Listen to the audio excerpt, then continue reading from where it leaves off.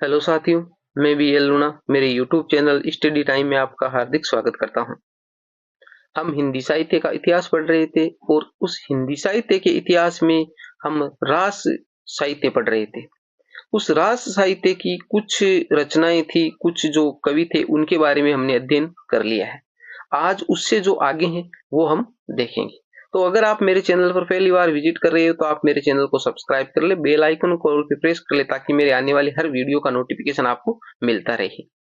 दूसरी बात, इस हिंदी साहित्य के इतिहास और जो व्याकरण है वो मैंने इस पे कंप्लीट करवा दिए। उसके नोट्स है वो आपको मैं टेलीग्राम या व्हाट्सएप के जरिए उपलब्ध करवा दूंगा, तो आप मेरे चैनल को सब्सक्राइब करके नियमित जुड़े रहिए। जब भी वो नोट्स कंप्लीट होंगे मैं आपको उपलब्ध करवा दूंगा।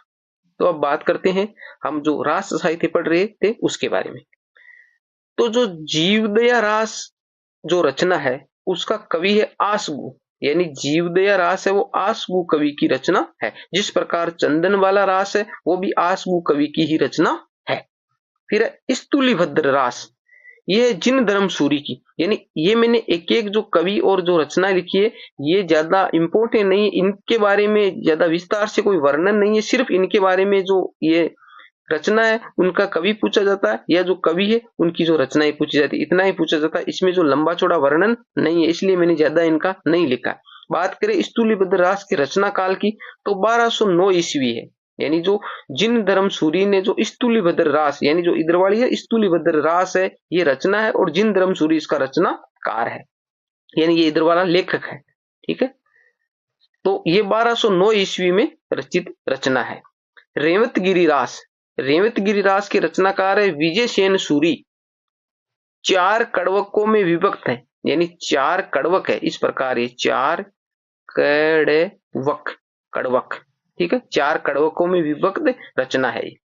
रचना काल की बात करें तो 1231 ईस्वी, यानी रेवतगिरी रास की रचना है वो 1231 ईस्वी है। इसमें नेमिनाथ व रेवतगिरी तीर्थ का वर्णन है। यानी जो रेवतगिरी जो रास है उसके अंदर क्या वर्णन है, एक तो नेमिनाथ जो संत है वो, और जो रेवतगिरी जो तीर्थ है, रेवतगिरी रास है वो रेवतगिरी क्या है, एक तीर्थ स्थान का नाम है। तो उन दोनों का वर्णन इसमें किया गया है।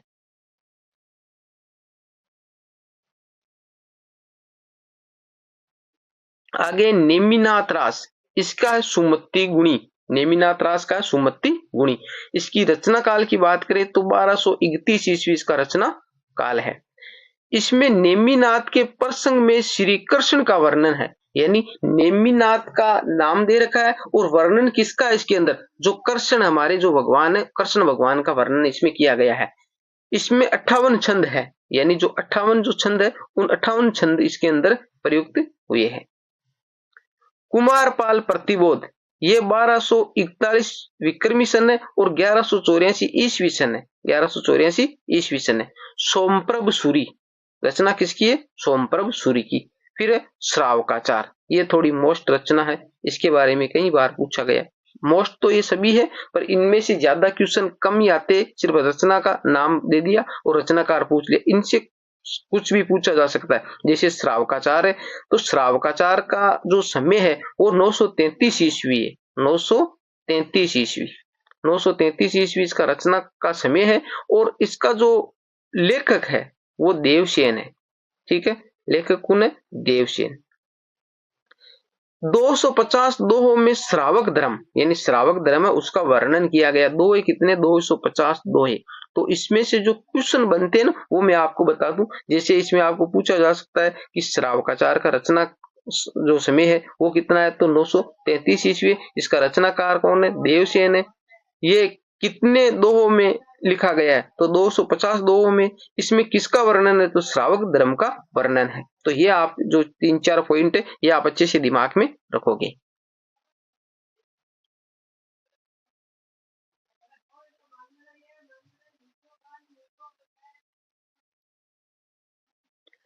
आगे बात करें श्री नेमिनाथ फागु, ये है राजशेखर सूरी। अब देखो यहाँ थोड़ी कंफ्यूजन पैदा हो सकती है आपकी। देखो ऊपर नाम आया है नेमिनाथ रास, यहाँ देखिए ये रहा, यहाँ पर नाम है नेमिनाथ रास। तो ये आप जो है, मैं बाद में आपको ये लिख के बता दूंगा, जो जो रचनाएं आपको कंफ्यूजन करती हैं, जैसे एक नाम से जो अलग रचनाएं हैं, तो उनकी एक क्लास हम अलग ले लेंगे, जिसके अंदर आपको बता दूंगा कि भाई ये किसकी है, ये किसकी है। इसके अंदर क्या हो रहा है, जैसे नेमिनाथ रास है ना, वो सुमति गुणी की है। नेमिनाथ रास है वो सुमति गुणी की है, और वो है नेमिनाथ फागु। वो क्या है, नेमिनाथ फागु। तो ये नेमिनाथ फागु है ना, वो किसकी है, वो है हमारे राजशेखर सूरी की, राजशेखर सूरी की। तो ये आप इस प्रकार की जो रचनाएं कंफ्यूजन करने वाले, इनको आप एक जगह लिख लीजिए और उनको आप अच्छे से है ना कवर करिए, अच्छे से याद कीजिए, क्योंकि वो वहां पर कंफ्यूजन पैदा करती है और हमको पता ही नहीं चलता है, और फिर हम सोचते हैं कि यार ये हमारी गलत कैसे हो गई। तो इनको आप एक जगह अलग से लिख लीजिए। वैसे में जो कोर्स हमारा हो जाएगा उसके बाद में एक बार इन सारी को एक जगह करके मैं आपको अच्छे से बता दूंगा। हरिचंद पुराण, हरिचंद पुराण है जाखू मणियार की, जाखू मणियार की 1396 ईस्वी। कानड़ दे प्रबंध, ये पद्म नाम की, ये भी मोस्ट है, कानड़ दे प्रबंध है वो पद्म नाम की। भरतेश्वर बाहुबली घोर रास, यह है वज्रसेन सूरी की। एक भरतेश्वर बाहुबली रास, ठीक है, वो शालिभद्र सूरी की है। भरतेश्वर बाहुबली रास है, भरतेश्वर बाहुबली रास है वो शालिभद्र सूरी की है। यह है भरतेश्वर बाहुबली घोर रास, ये वज्रसेन सूरी की। तो ये भी आपको कंफ्यूजन कर सकती, तो आप अच्छे से दिमाग में रखिए। भरतेश्वर बाहुबली घोर रास है वो है वज्रसेन सूरी की, और भरतेश्वर बाहुबली रास है वो है शालिभद्र सूरी की, जिसका रचना समय 1184 ईस्वी, जो भरतेश्वर बाहुबली रास है। नेमिनाथ चौपई, नेमिनाथ चौपई उसका विनय चंद्र सूरी, विनय चंद्र सूरी 1200 ईस्वी।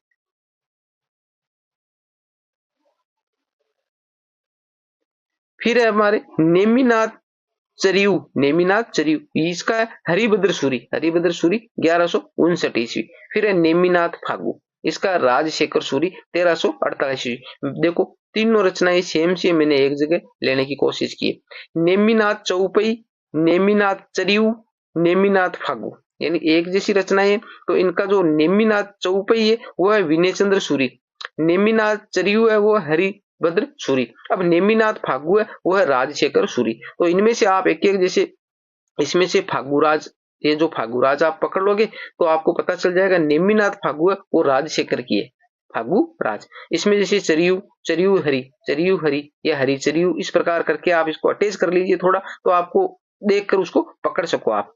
इसमें चौपई है तो जैसे पई विनय, इस प्रकार पकड़ के आप इसको अच्छे से कर सकते हो, क्योंकि जो ज्यादा ही रचनाएं हो जाती है उनको फिर इस प्रकार करके अटैच करके ही आपको याद करना होता है, बाकी परीक्षा में ये कंफ्यूजन पैदा करती है।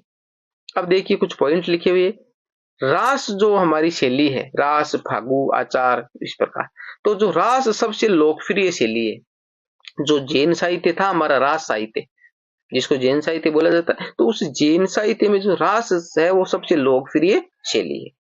फागु शैली में बसंत ऋतु का वर्णन है, जो फागु, अब देखो इसमें क्या होगा, जैसे फागु नाम आया ना, ये आपको कंफ्यूजन पैदा कर सकता है। जैसे आप अच्छे से पढ़ के नहीं जाते हो तो वहां पर जैसे फागण भी आता है महीना, फागण होता है ना फागण, तो वहां फागण देगा और वसंत देगा, वसंत देगा। दूसरा जैसे चैत्र दे दिया, जो भी है, भादवा दे दिया, भाद्रपद दे दिया, इस प्रकार।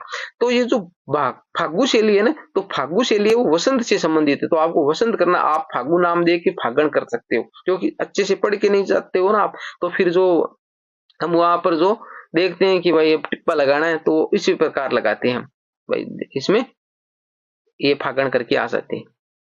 आदिकाल में उपलब्ध साहित्य में जैन साहित्य सबसे ज्यादा प्रमाणिक है, ये भी मोस्ट है, यानी हमारे साहित्य आदिकाल में साहित्य मिला है। साहित्य कौन कौन सा मिला है भाई, आदिकाल का जो साहित्य है, एक बार यहाँ पर हम जैसे रासो साहित्य पढ़ लिया हमने, भाई रासो पढ़ लिया हमने, रासो हो गया। अब दूसरा जो रास हो गया, फिर हम जैसे सिद्ध पढ़ेंगे, ठीक है, नाथ हो गए। तो ये जो सारे है ना, रासो, रास, सिद्ध, नाथ, इन जो ये आदिकाल के सारे कौन से हैं, आदिकाल के। तो इन आदिकाल में जो रास साहित्य ये सबसे प्रमाणिक है। रास साहित्य वो हकीकत लिखा गया है, इसमें प्रमाणिकता ज्यादा है। बाकी रासों में भी अप्रमाणिकता है, सिद्ध में भी, नाथों में भी इस प्रकार का वर्णन मिलता है जो अप्रमाणिक है। प्रमाणिक सिर्फ क्या, रास साहित्य सबसे ज्यादा प्रमाणिक है। आगे देखिए, आगे हमारा आ गया सिद्ध साहित्य या बौद्ध साहित्य, सिद्ध साहित्य या बौद्ध साहित्य।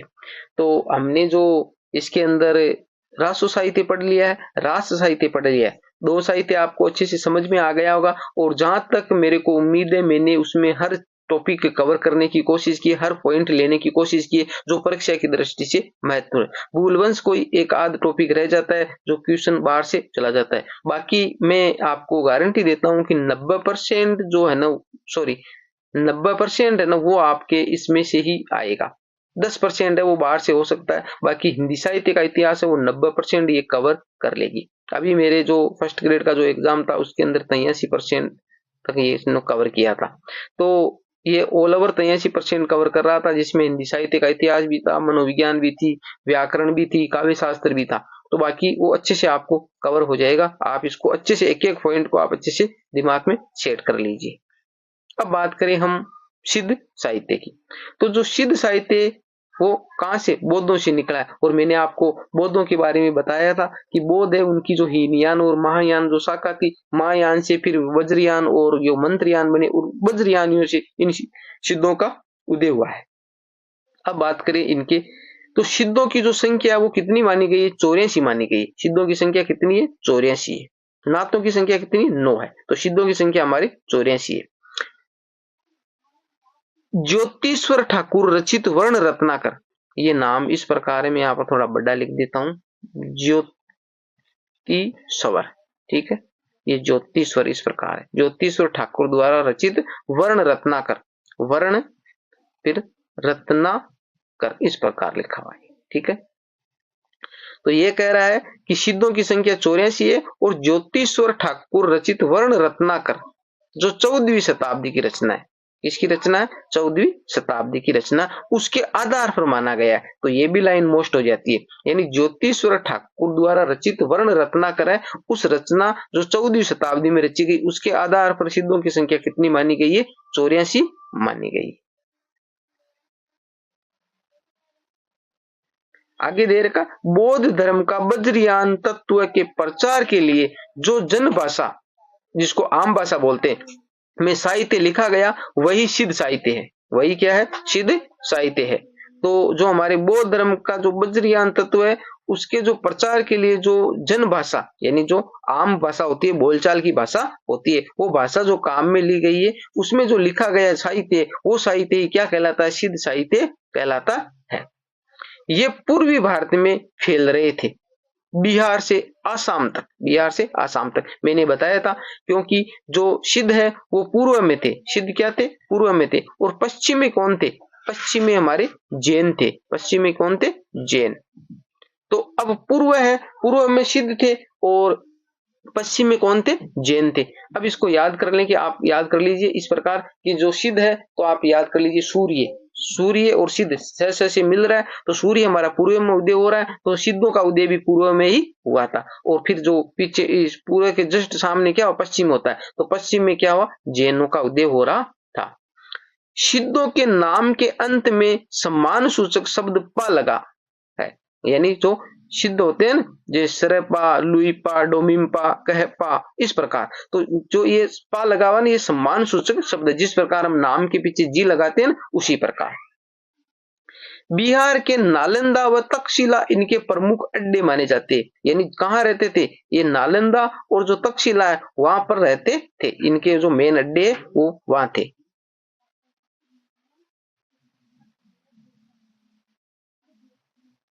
आगे है, सिद्धों की भाषा में उलटबासी शैली का पूर्ण रूप देखने को मिलता है। यानी हमारा जो सिद्ध है, उन सिद्धों के अंदर जो उलटबासियां हैं, उलटबासियां हैं यानी उल्टी जो कहावतें होती है उनको उलटबासी पूर्व का रूप देखने को मिलता है। बात करें सिद्ध साहित्य की विशेषताएं, यानी सिद्ध साहित्य है उनकी क्या क्या विशेषताएं है वो देखें। तो इसमें पहला है तंत्र साधना पर अधिक बल, यानी जो तंत्र मंत्र विद्या होती है वो सिद्धों में ज्यादा थी। तंत्र मंत्र विद्या सिद्धों में ज्यादा थी। शिव व शक्ति के युगल रूप की उपासना, शक्ति का मतलब पार्वती, ठीक है। तो शिव और जो पार्वती है उसके युगल रूप, युगल का मतलब जो जोड़े से होते, उनकी उपासना ये करते थे। जाति प्रथा व वर्ण भेद का विरोध, यानी सिद्धों के अंदर है ना, ये इनकी जो एक पॉजिटिव पॉइंट था, यानी इसके अंदर जाति प्रथा नहीं थी और ना ये वर्ण भेद पर करते थे। वर्ण भेद का मतलब जैसे ब्राह्मण, क्षत्रिय, वैश्य, शूद्र ये होते, ये इनके अंदर नहीं थे। ब्राह्मण धर्म व वैदिक धर्म का खंडन, इन्होंने ब्राह्मण धर्म और जो वैदिक धर्म है उनका खंडन किया है। किसने? सिद्धों ने। पंचमकार की दुष्प्रवृत्ति देखने को मिलती है, ये इनका जो है ना वीक पॉइंट था, दुर्बल पॉइंट था। ये क्या था? दुर्बल पॉइंट था। यानी पंचमकार, मकार में से स्टार्ट होने वाले शब्द है, तो मकार का मतलब हो गया मांस, यानी मांस खाते थे, मछली का सेवन करते थे, मदिरा यानी दारू पीते थे, शराब, और मुद्रा और मैथुन, ये क्रिया भी इनके बीच में थी।